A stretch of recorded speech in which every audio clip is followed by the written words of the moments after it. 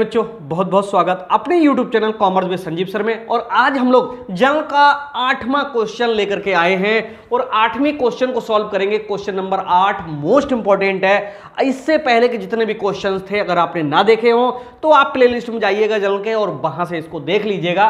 और मैं आपको बताऊं 8वां क्वेश्चन ये एनसीईआरटी की बुक से है, आरसी अग्रवाल द्वारा जो लिखी हुई है उससे बहुत ही अच्छा है और इसमें जितनी भी एंट्रीज हैं सब इंपॉर्टेंट हैं। तो आइए समझते हैं और सरलता से सीखते हैं कि जनरल को कैसे हम बनाएंगे। और अभी तक रूलिंग ना देखी हो तो हमारे यहां पर एक वीडियो बनी हुई है, एक नहीं कई वीडियो बनी हुई है कि जनरल को कैसे बनाएं, और वहां से देख लीजिएगा जनरल के रूल्स क्या हैं। और यहां पर हालांकि हर एंट्री में हम रूल्स भी बताएंगे और समझाएंगे भी। ये हमने एक फार्मा बना दिया है, प्रोफार्मा है ये, इसी प्रोफार्मा पे क्वेश्चन न्यूमेरिकल सॉल्व होंगे। अगर अंग्रेजी में बनाना चाहोगे तो इस वाले कॉलम में डेट लिखा जाएगा और यहाँ पर पार्टिकुलर्स लिखा जाएगा। पार्टिकुलर्स माने होता है विवरण। यहाँ LF लिखा जाएगा, यहाँ पर अमाउंट लिखा जाएगा और यहाँ पर भी अमाउंट लिखा जाएगा। पहले हम इसको हिंदी में सॉल्व कर देते हैं, फिर 1 मिनट नहीं लगेगा, इंग्लिश में कन्वर्ट कर देंगे। पहले समझिए, देखो क्वेश्चन नंबर 8 में कह रहा है 2020 पड़ी हुई है तो सबसे पहले हम भी डाल देते हैं 2020। ठीक, अब कह रहा है 1 जनवरी को तो हम भी डाल देते हैं जनवरी कितनी 1। देखो क्या कह रहा है, जनवरी 1 के लिए कह रहा 6,000 रुपए रोकड़ और 2,000 के माल से व्यापार आरंभ किया। तो भैया व्यापार आरंभ किया, इससे पहले ये थोड़ी सी बुद्धि लगानी होगी कि व्यापार में जो कुछ भी आएगा वो डेबिट और जाएगा वो क्रेडिट। ये संपत्ति का रूल नियम होता है। व्यक्तिगत खाते का नियम होता है पाने वाला ऋणी और देने वाला धनी। और नाममात्र के खाते का नियम होता है हानि और व्यय के लिए डेबिट करेंगे और आय और लाभ के लिए क्रेडिट करेंगे। अब यहाँ पर 6,000 रुपए रोकड़ और 2,000 के माल से व्यापार आरंभ किया। अब एक बात बताओ, अगर आप व्यापार आरंभ करोगे तो ये माल और रुपया व्यापार में आएगा या जाएगा? व्यापार से आएगा व्यापार में। तो जो कुछ भी आ रहा है वो डेबिट करो। देखो 6,000 रोकड़ है तो यहां पर करो रोकड़ खाता क्या ऋणी, ऋणी को हम डेबिट लिखते हैं। ठीक है, और क्या आ रहा है? माल आ रहा है तो माल कोई खाता नहीं होता है, माल जहां कहीं पर लिखा हो उसको परचेज लिख दिया करो। ठीक है, परचेज को हिंदी में कहते हैं क्रय खाता क्या ऋणी।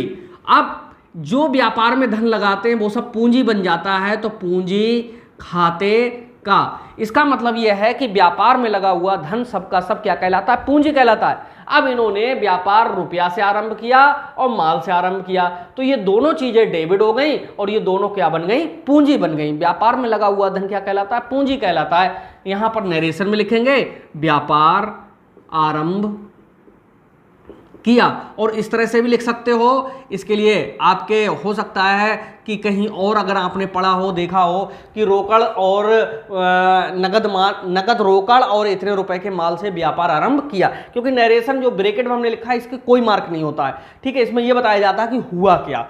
तो यहां पर मैं बता दूं कि 6,000 रुपए तो रोकड़ है तो 6,000 यहां डाल दो, 2,000 का माल है तो यहां पर डाल दो, 6 और 2 कितना हो गया? 8,000, बुक रेट में डाल दो। इस तरह से ये पहली एंट्री जनवरी 1 की डन हो गई। अब जनवरी 2 के लिए देखो, रमेश से माल खरीदा 1,500 का। भाई रमेश से माल खरीदा, बताओ नगद है या उधार है? जब नाम दिया हुआ हो और उधार और नगद ना लिखा हुआ हो तो वो हमेशा उधार ही होता है। अगर उधार ना होता तो रमेश से मतलब क्या होता? नोट देते, माल ले आते, बात खत्म हो जाती। तो रमेश का नाम दिया हुआ है, उधार शब्द इसमें छुपा हुआ है, या ये लिखा होता रमेश से नकद माल खरीदा तो नकदी था। जब कुछ नहीं लिखा है तो उधार है। रमेश से भाई माल खरीदा, माल खरीदेंगे तो माल आएगा जाएगा? आएगा। और हमने क्या समझाया? व्यापार में आने वाली समस्त चीजों को, संपत्तियों को, रुपया को, पैसा को, मशीन को, फर्नीचर को ऋणी करते चले जाओ। जब हमने माल खरीदा तो क्या आ रहा है? माल आ रहा है, तो माल को हमेशा लिखते हैं क्या? क्रय करेंगे, क्रय खाता क्या ऋणी को DR लिख देते हैं, डेबिट। और किससे? रमेश से। अब रमेश को पैसा देंगे नहीं क्योंकि उधार है, तो देने वाला हमेशा क्रेडिट साइड में आता है, धनी। ये पहली लाइन जब डेबिट की हो गई तो दूसरी क्रेडिट की होगी, क्योंकि हम पढ़ रहे हैं दोहरा लेखा प्रणाली पे, तो 2 खाते लेकर के चलना है। तो यहां पर रमेश का यहां पर रमेश से उधार माल खरीदा। ओके, लाइन खींच दो। और कितने रुपए का माल खरीदा यहां पर लिख दीजिएगा, कितना है? 1,500, और यहां पर भी 1,500। दिनेश से माल खरीदा सॉरी, अब है नगद माल खरीदा। अब नगद माल खरीदा तो एंट्री, अब पैसा जाएगा, माल आएगा। जब जब माल खरीदोगे तो एक तो यही होगा, क्रय खाता डेबिट, और नगद खरीदा है तो यहाँ आ जाएगा रोकड़ खाते का।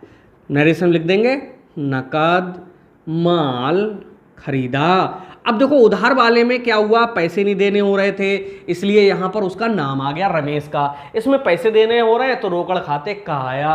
कितने का खरीदा है, 2000 का, तो यहां लिख देंगे 2000 और यहां पर भी लिख देंगे 2000। ठीक है, आगे है दिनेश से माल खरीदा। फिर से आगे दिनेश से माल खरीदा, तो कैसा है ये, उधार है।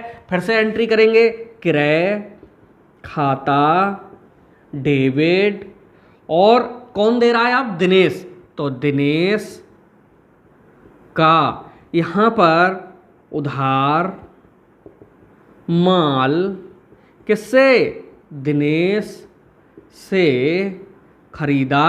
बस लाइन खींच दो इस तरह से और रुपए डाल दो। कितने का है, 500 और 500।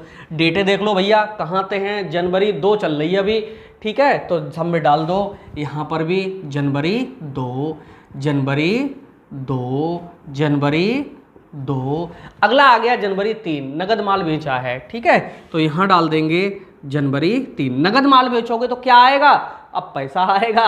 जब पैसा आएगा जाएगा क्या, माल, तो माल जाएगा तो सेल्स लिखेंगे। पैसा आएगा तो यहां लिखेंगे रोकड़ खाता क्या, ऋणी, और विक्रय, जब माल बेचेंगे तो विक्रय खाते का। खरीदेंगे तो क्रय खाते का, डेबिट में होता है। परचेज को हमेशा डेबिट करते हैं, सेल्स को हमेशा क्रेडिट करते हैं, ये भी बात ध्यान रखोगे। यहाँ पर नकद माल बेचा। ओके, देखो नगद माल बेचा, कितने रुपए का नगद माल बेचा है, 3000 का। यहाँ डाल दो 3000 और यहाँ पर भी 3000। अब मोहन को माल बेचा। अब भैया मोहन को माल बेचा का मतलब उधार बेचा है। अब मोहन पैसा देगा नहीं क्योंकि उधार है। जब पैसा नहीं देगा तो पाने वाला हमेशा ऋणी होता है, यानी कौन, मोहन, यहां लिखेंगे ऋणी, और विक्रय खाते का। देखो यहां पर भी विक्रय खाते आया, नगद था तो रोकड़ खाता ऋणी हो गया। अब उधार है तो वो पैसा तो दे नहीं रहा, तो उसी के नाम ऋणी हो गया, यानी मोहन ऋणी, और विक्रय खाते का यहां लिखेंगे उधार माल बेचा। ओके, और ये भी लिख सकते थे कि किसको बेचा, कितने का बेचा है, मोहन को माल बेचा 1000 का है। ठीक है, तो यहां पर डाल दोगे कितने, 1000, और यहाँ पर भी कितने, 1000। इस तरह से यहाँ तक की एंट्री हो गई। जनवरी 3 चल रही है, यही डेट। अच्छा अब लिख ही दें जनवरी 3, यहाँ पर जगह है, यहाँ पर समझा देते हैं। ये लो, आगे है राम को माल बेचा। अब भैया राम को बेचा तो देखो राम ऋणी, और किसका, विक्रय खाते का। ओके, यहाँ पर राम को माल बेचा। ठीक है, उधार बेचा, वो भी ये लिख सकते थे, माल को उधार माल बेचा। उधार शब्द यहाँ लगा सकते हो, माल बेचा। कितने रुपए का बेचा है, मात्र 200 रुपये और 200 रुपये। ठीक है, डेट यही पड़ जाएगी जनवरी 3। यहाँ थोड़ी कम जगह है, समझ लीजिएगा।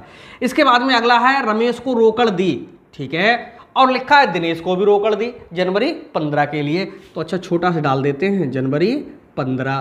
भाई रमेश को रोकड़ दी तो एंट्री क्या होगी, रमेश ऋणी, चलो हिंदी में ही लिख गया।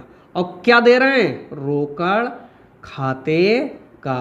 क्यों आ रही रोकड़ नीचे, क्योंकि रोकड़ जा रही है, पाने वाला ऋणी होता है। जब हम पैसे दे रहे हैं रमेश को तो रमेश ऋणी होगा, और रोकड़ खाते का मतलब रोकड़ जा रही है। और यहां पर लिख देंगे रमेश को भुगतान दिया। कितने रुपए का दिया, 1500। डेबिट में भी 1500 और इधर भी कितने, 1500। इसके बाद में दिनेश को रोकड़ दी, जनवरी 15 ही है, यानी डेट यही है। तो अब दिनेश, यहाँ लाइन खींच दो, दिनेश ऋणी, और किसका, रोकड़ खाते का।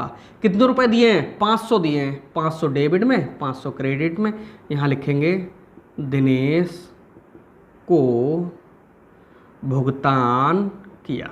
ओके, बाद में क्या करेंगे, इसके नीचे लाइन खींच के और टोटल मार देंगे, और जब टोटल मारोगे तो ऋणी और धनी का सबका जो टोटल करोगे तो वो टोटल आएगा 18,200 और 18,200। ठीक, यही डेबिट का और क्रेडिट का बिल्कुल लास्ट में जाकर के लगाओगे। तो इस तरह से ये सारी एंट्रीज आपने देखी, कितनी